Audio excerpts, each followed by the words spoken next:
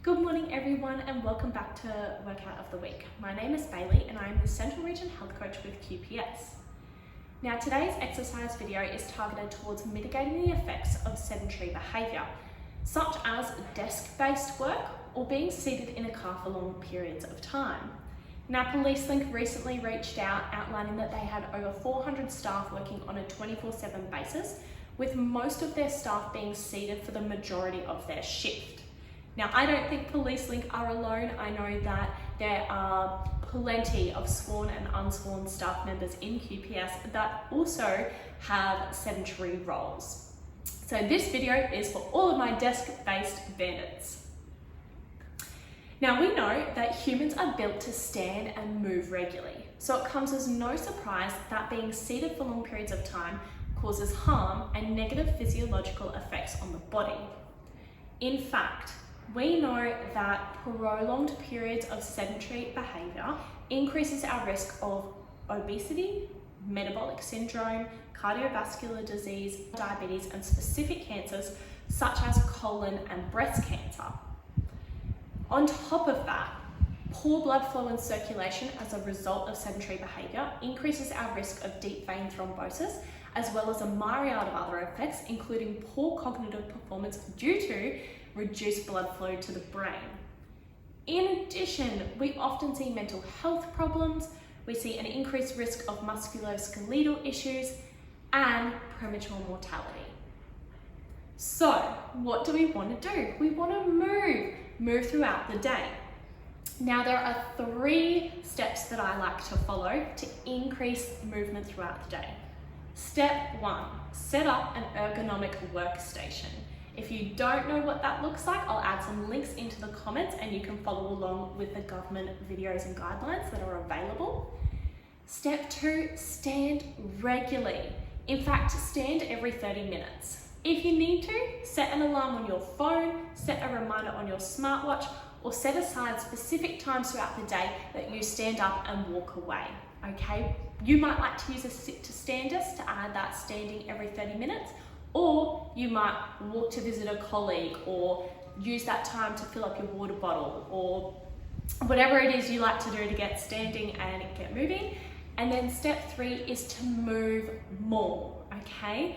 Move, whether that's desk-based stretches, whether it's desk-based exercises, going for a walk in your morning tea break to get a coffee, using your lunch break for an exercise session, or adding in some exercise or structured movement when you get home.